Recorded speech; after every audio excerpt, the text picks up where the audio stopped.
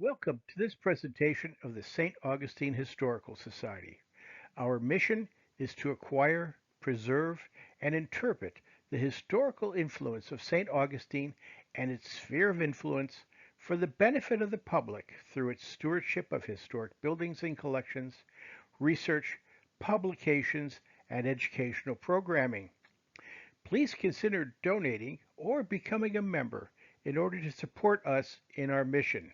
Please go to staughs.com and click the support button. Thank you. For the first 300 plus years of St. Augustine's existence, transportation was simple. Dirt roads and paths with people getting from here to there by walking, riding horses, or in carts. Long distance travel was easier by boat, either on a river, creek, or over the ocean. The dawn of the 20th century brought the combustion engine, and things got wild. So let's take a semi humorous look at how people in St. Augustine got around. Before the combustion engine, until 1900, the usual form of transportation was animal or human powered. Here's a view of the plaza with animal and human powered transportation, including a ride in a wheelbarrow. Rush hour on Bay Street, now Avenida Menendez, is nothing new. Here we have a couple traveling on their donkey powered cart. And here we have the Lightning Express, or a Florida cracker on his ox powered cart. By the 1890s, bicycles had become more easier to use and much more comfortable for both men and women. Here are a group of high wheeled bicycles on the beach, circa the 1870s. One of the amenities provided by the Ponce de Leon Hotel was the Cycling Academy. The academy used the tennis courts that were behind the Alcazar and are now parking lots. Here, young men, women, and their elders gathered to learn how to ride a bike. Fred Allen was the manager, and he was to be found in the billiard room at all times. Professor Rich was constantly occupied giving lessons on the courts. One article said that you could learn to ride a bicycle in as little as 6 weeks. This image is from the Library of Congress collection. Here is an image of the Cycling Academy with students learning how to ride a bike. In the 1896 Tatler, there is a description of what a woman would wear to ride her bike. Mrs. Bolton wears a handsome and sensible costume. It consists of long stockings with high laced boots coming almost to the knee, where the bloomers are fastened. These are of the same material as the rest of the dress, soft blue flannel. The skirt reaches halfway to the ankles, is gored, and wide at the bottom. On the front of the hip on either side is a broad pleat, caught with leather buttons. This gives the knee full play when riding. The Norfolk jacket is double-breasted and very full, buttoning loosely over a blue and red sweater and held in place with a leather belt. The jacket and skirt is finished with a leather cord and buttons, and her cap is finished with the badge of the New York Wheelmen's Association. Here are several well-dressed bikers in front of a house. I'm not sure I would want to ride a bike in either of their outfits. Here are a group of kids with their bikes all decorated for 4th of July parade. In the background, you can see the old trolley building and the wooden bridge that used to go over to Anastasia Island before the building of the Bridge of Lions. St. Augustine has had a love-hate relationship with automobiles, but they made a big impact in St. Augustine by allowing middle-class tourists to come to town when the wealthy tourists moved further south to Palm Beach and Miami. Here is the earliest shot of a car in St. Augustine in 1901 in front of the city gate. Here is a couple being chauffeured around Vale Point. Here's a great photo. I wonder what the horses are thinking of as this man tries to start his car. Cars need fuel, and here's an early St. Augustine gas station. Hard to believe, but in the 1940s and 50s there was a gas station near the city gate. And here's an example of a modern 1960s gas station. Drivers also need fuel, and here is an example of a barbecue joint along the Dixie Highway back in the 1930s. Another needed stop is a shop that sells all sorts of souvenirs and Florida themed items. Once the automobile arrived, roads were needed to get people around. Here, a speeding carriage is on the Shell Road through the city gate. The Shell Road was so named because it was paved with crushed oyster shells. Early travelers had to navigate dirt or sandy roads that often damaged their cars or blew out their tires due to potholes or rocks. You often see early travelers with multiple spare tires on the backs of their cars.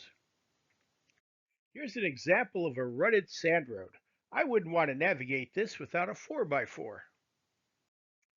I love this picture because not only is the guy getting stuck deeper by spinning his wheels, but the lady looking into the camera is having a good laugh at this. Notice the two guys just watching and not pushing. This is a portion of the old Dixie Highway, which was narrow, around 9 feet wide, paved with bricks and very bumpy. In 1915, when the Dixie Highway opened through Hastings, they had a huge parade to celebrate. Proof that traffic in the 1980s was just as bad as it is today. In the 1920s, as workers had more free time and more money, they took to the road. They were called tin can travelers, either because of their cars, often called tin lizzies, or the piles of tin cans they left behind at their campsites. Here is an early primitive campsite in West Augustine. The cars were draped with canvas to provide some privacy and a place to sleep. Later on, camps became more elaborate with bathrooms, showers, and picnic tables. Here a couple is resting after setting up their camp. Another view of a tin can tourist camp in Moultrie. The woman is cooking on a makeshift stove while the guy sits in the shade. Just a little too primitive for me. Who needs a tent when you can just drive your house wherever you go? An example of a very early RV. Planes came early to St. Augustine. The wide beaches made it safe to fly over and possibly land if needed. This is a 1911 flight over St. Augustine. The pilot is Jimmy Ward. And you thought it was hard to catch a plane today. Well, he caught the ladder and he's hanging on. This is a barnstormer named Mabel Cody whose flying circus came to town in the 1920s. It appears this plane had to make an emergency landing near the golf course. Otherwise, I don't understand all the golf clubs. Here's the first landing of Florida Airways into St. Augustine. This may have been a 1946 test flight of the route. The route was Jacksonville, St. Augustine, Palatka, Leland, Sanford, Orlando, Sanford, Leland, Palatka, St. Augustine, and Jacksonville. The route was inaugurated in March 27th of 1947. Florida Airways was based in Orlando and only lasted from 1947 until 1949. After the war, many veterans purchased surplus DC-3s and tried to establish small airlines. Trains. After Henry Flagler created the Florida East Coast Railroad and built the railroad bridge across the St. Mary's River, it was possible to travel from New York City to St. Augustine without having to change trains. But it was not always smooth riding. Before a through train to St. Augustine was built, the best way to travel there was to take a steamboat from Jacksonville down the St. Johns River to Piccolata, where you could catch the St. Johns Railway to St. Augustine. Here's an image of the boat landing in Piccolata with the train waiting. The ride was often very slow. An engineer was fired because he went faster than 7 miles an hour. On King Street, just west of Route 1 in St. Augustine, is Depot Street. And here is the depot that used to be there, the terminus of the St. John's Railway in St. Augustine. This is the Jacksonville, St. Augustine, and Halifax River Railroad that was built in 1879. Here is one of their trains. Henry Flagler purchased the railroad to form the backbone of his Florida East Coast Railway. At the King Street Bridge over the St. Sebastian River was the location of the Florida East Coast Railroad station. Here you can see the station, the train yard in the background, and the carriages lined up to take passengers from the train to their hotels. Here is a view of the three Florida East Coast Railway headquarters buildings. Behind you can see a part of the infrastructure the railroad built to service the trains and the Flagler hotels. The train yard, warehouses, and support buildings stretched along the Matanzas and up King Street.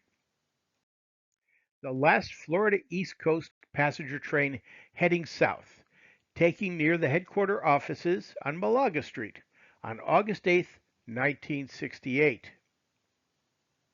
Boats have always played an important part in St. Augustine's transportation history. A major problem were the sandbars that would shift and often keep ships out of the harbor for days at a time. Steamers on the St. John's were a quick way to get to St. Augustine. As we've shown, they connected to the rail line to St. Augustine. Here is a two-masted sailboat at the city dock, possibly during the Civil War. And here is an even larger ship sailing near St. Augustine. And this is what happens if your navigation is off. You end up stranded on the beach. Yachts and other small boats would sail around the harbor. Beaches. Both Anastasia Island and North Beach provided a place for tourists to get out of the town and enjoy seeing some of the sights.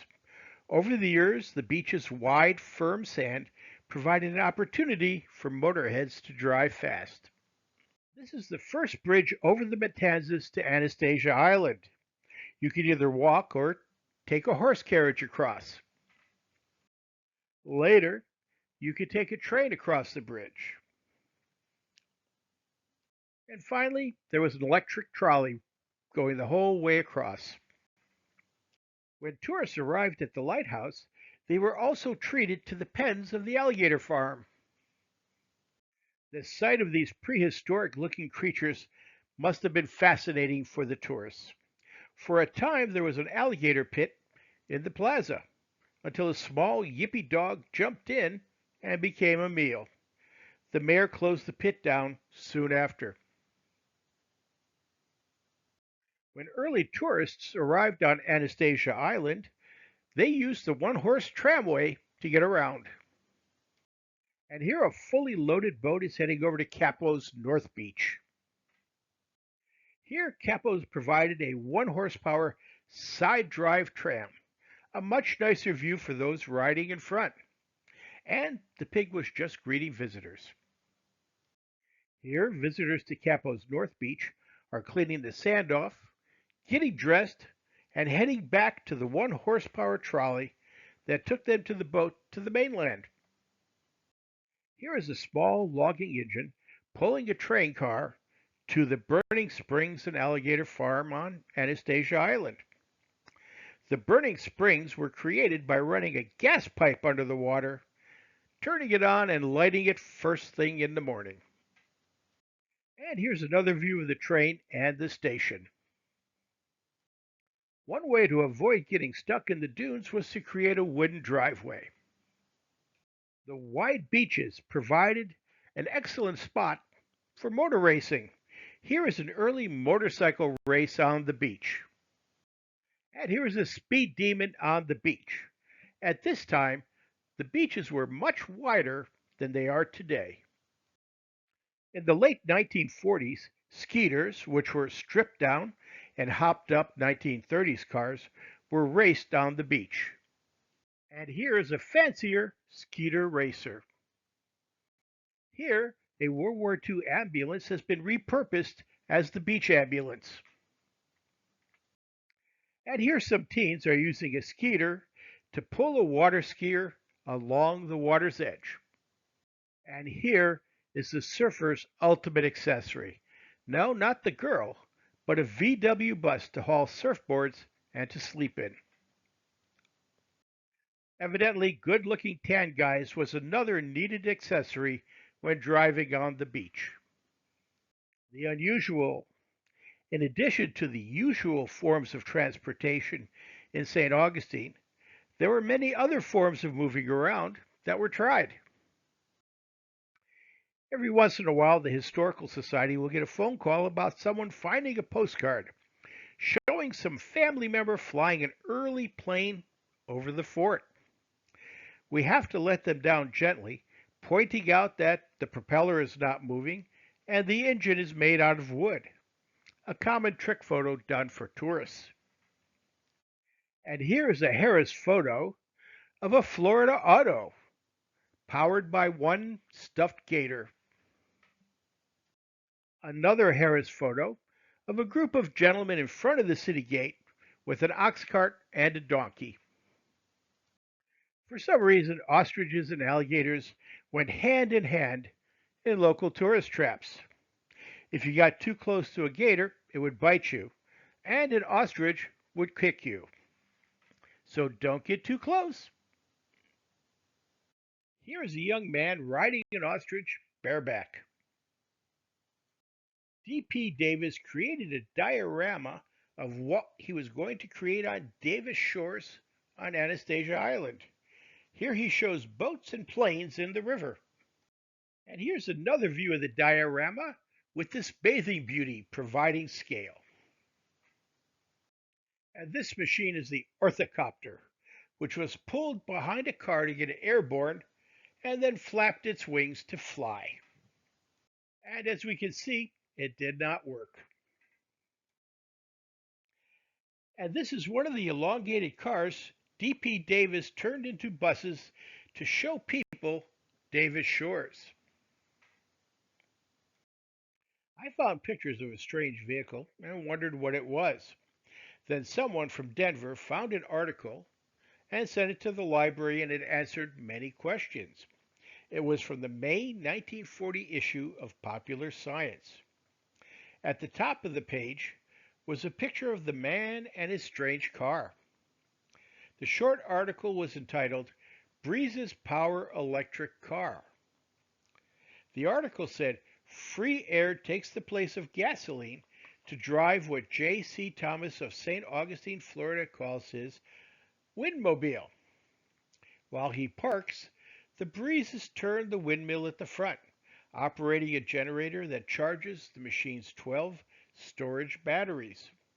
Then, through an electric motor, the batteries propel the odd car at speeds of up to 50 miles an hour. According to the inventor's figures, it costs him a quarter of a cent a mile. That's all I can find out about the windmobile, but I was able to learn about Mr. Thomas. Jesse C. Thomas, Jr. was born in 1897 in Batavia, New York.